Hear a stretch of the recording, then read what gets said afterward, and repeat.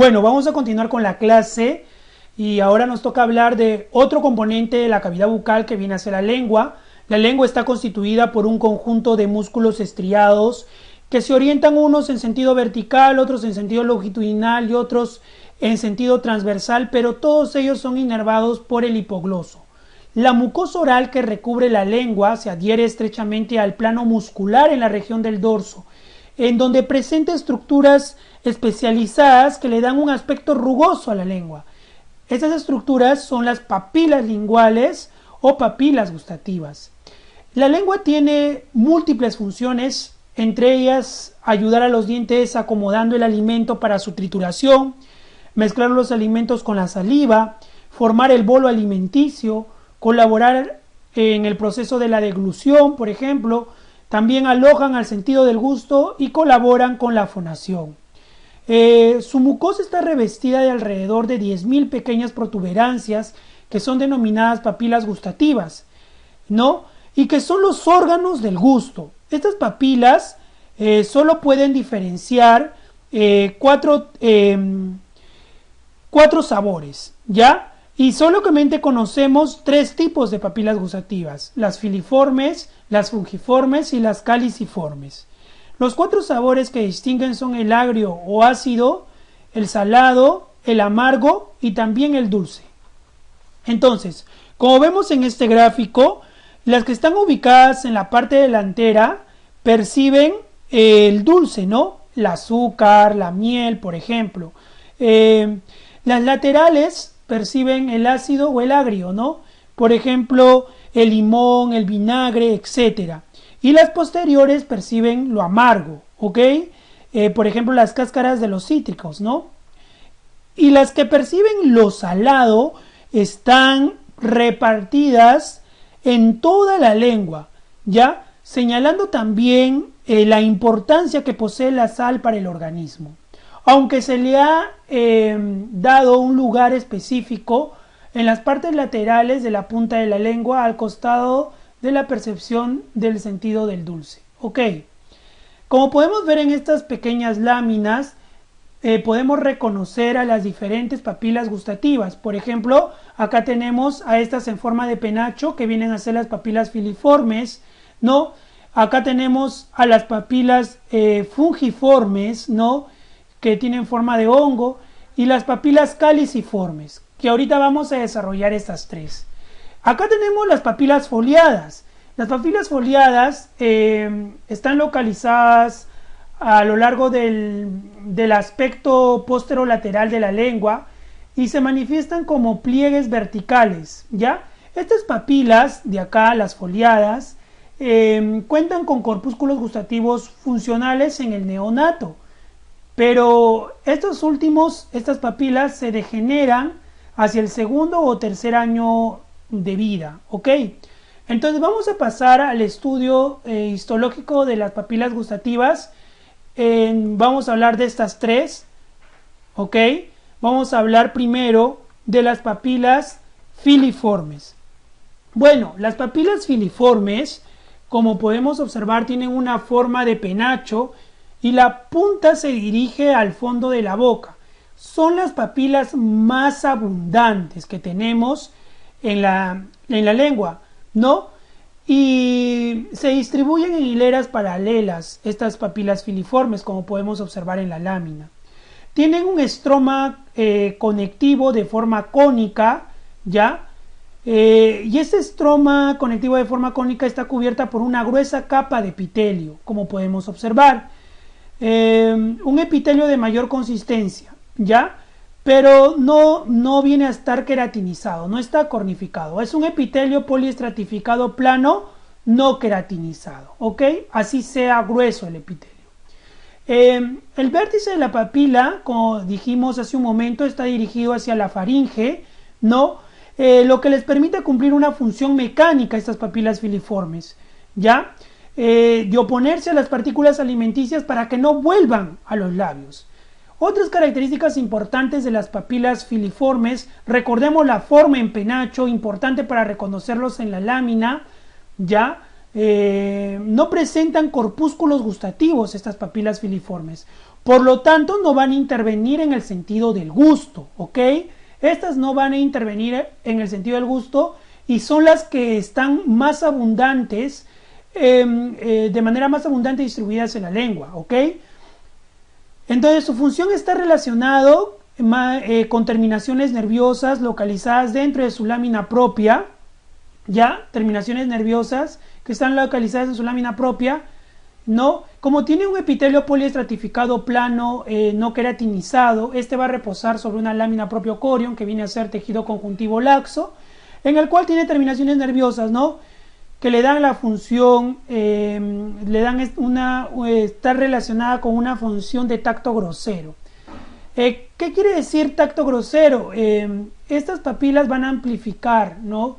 La percepción. Por ejemplo, a veces nos salen pequeñas úlceras atrás del labio, ¿no? Entonces esas pequeñas úlceras son llamadas aftas, ¿no? Son aftas de estrés, que a veces nosotros sin verlo en el espejo podemos tocarlos con la punta de la lengua y tenemos la sensación que se tratara de una úlcera muy grande, ¿no? Entonces nos vemos al espejo, la úlcera, ¿no? Vemos y es una úlcera muy pequeña. Entonces a eso se refiere con un tacto grosero, ¿no? Por ejemplo, comemos un pequeño trocito de carne y se quedó ahí, ¿no? Con la lengua tratamos de percibirla y pareciera, nos da la percepción de que se trata de un trozo de carne grande, ¿no? Amplifica la percepción. Un tacto de tipo grosero, no un tacto fino. Entonces, lo importante aquí es la papila filiforme, recordarla, ¿no? Sus principales funciones, no tienen corpúsculo gustativo, por lo tanto no intervienen en el sentido del gusto, pero sí tienen una función relacionada a sus terminaciones nerviosas y también una relación que permite cumplir una función mecánica, ¿no? Oponiéndose a las partículas alimenticias, ¿no? Que no vuelvan a los labios, ¿ok? Tiene un epitelio poliestratificado plano, no queratinizado, ¿no? Y son las más abundantes. La forma de penacho, la punta dirigida hacia el fondo de la boca. Muy bien, acá vemos la lámina, ¿no? El epitelio poliestratificado plano no cornificado, las papilas filiformes con esa forma en penacho, ¿no? Acá vimos el tejido conectivo, ¿no? La lámina propia, ¿no? O corion, ¿no? Acá músculo esquelético, ¿no? Entonces vamos a pasar ahora a hablar a otro tipo de papilas que encontramos en la lengua, que son las papilas fungiformes. Las papilas fungiformes se distribuyen entre las papilas filiformes, ¿no?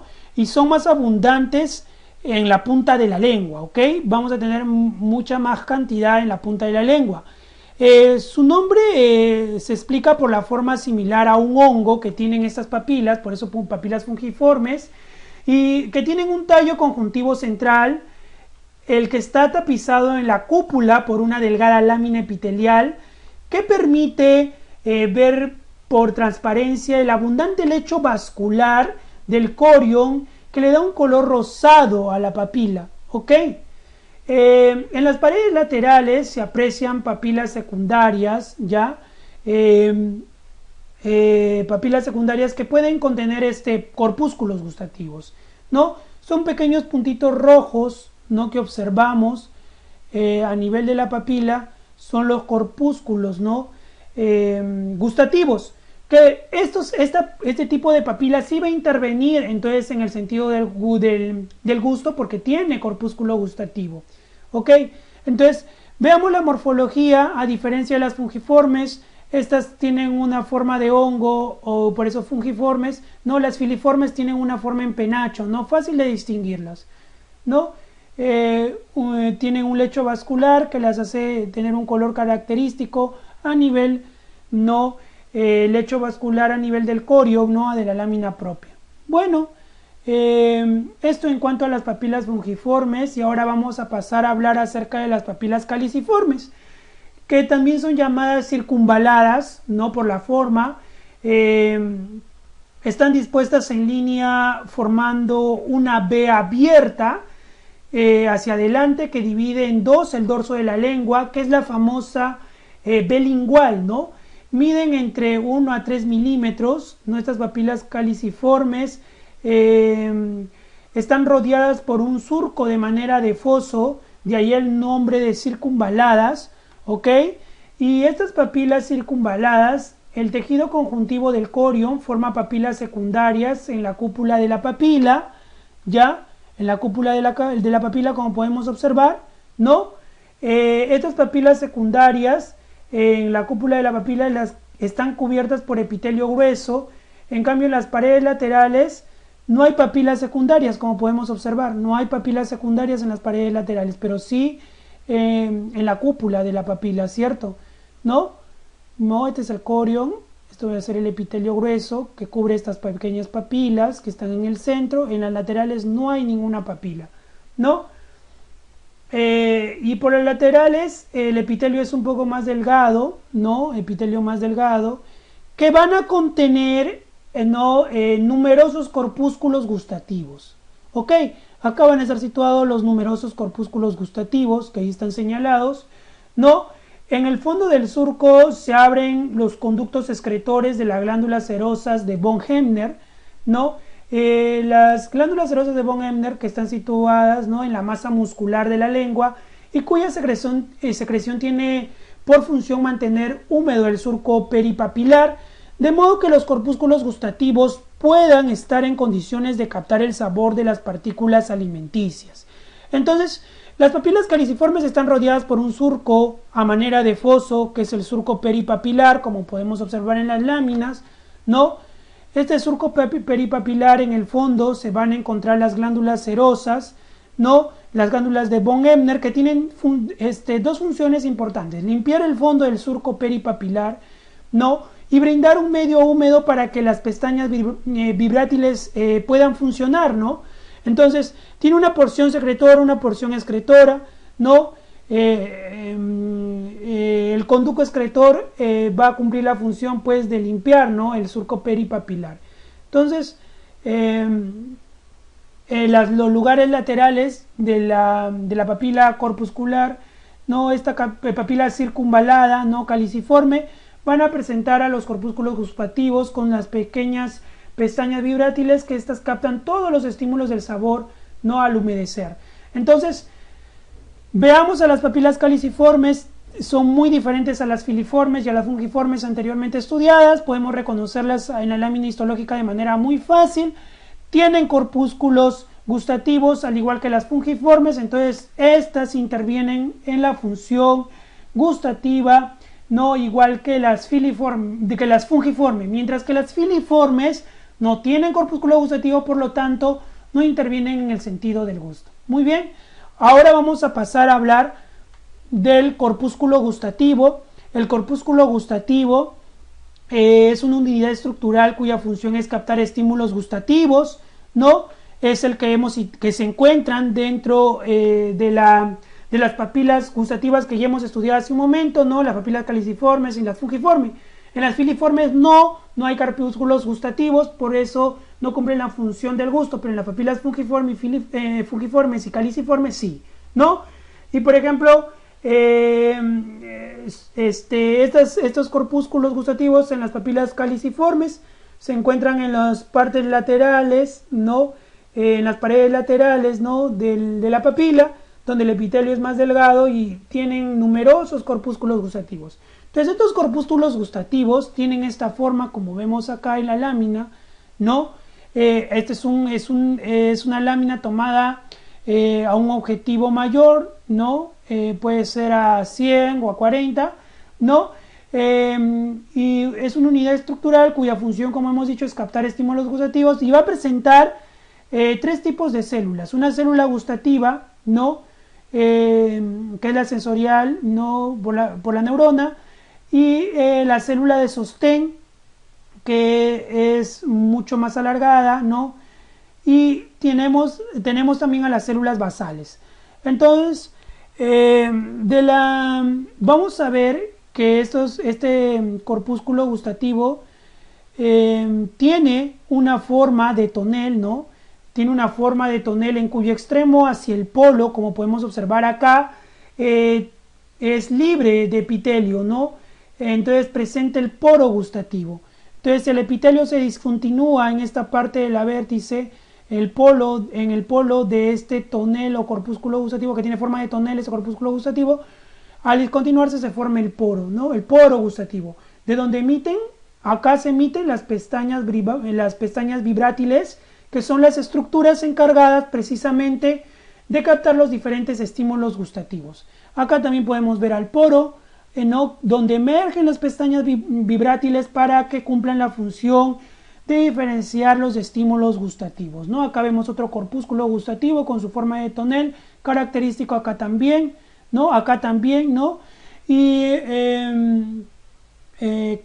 vamos a ver acá las diferentes células. Por ejemplo, acá tenemos a las células sensitivas, ¿no? Las células sensitivas, como vemos acá, ¿no? Acá tenemos a las células de sostén, miren, en comparación con el tejido normal. Acá el epitelio, esta es la parte del epitelio, ¿no? Y acá el poro donde se descontinúa el epitelio. Y acá emergen las pestañas vibrátiles que van a cumplir la función de captar los diferentes estímulos gustativos, ¿no? Bueno, este es el corpúsculo gustativo que vamos a encontrarlo dentro de las papilas gustativas, en especial de las fungiformes y caliciformes. Recuerden, las filiformes no tienen corpúsculo gustativo, tienen forma de penacho. Las papilas fungiformes sí tienen corpúsculos gustativos, tienen una forma de hongo, ¿no? Papilas fungiformes. Las caliciformes o circunvaladas no tienen las papilas caliciformes en las paredes laterales, porque ahí es donde disminuye y se adelgaza el epitelio, ¿no? Y también cumple con una función gustativa, ¿no? Mientras que las filiformes más que todo tienen una función de tipo mecánico, ¿no? Al oponerse a las partículas alimenticias para que vuelvan a los labios. Muy bien, este es el corpúsculo gustativo, es el órgano encargado de captar los diferentes estímulos gustativos. Bueno, hasta aquí hemos terminado la segunda parte. En el otro video continuaremos con la clase de histología del aparato digestivo, parte 1. Ok, muchas gracias.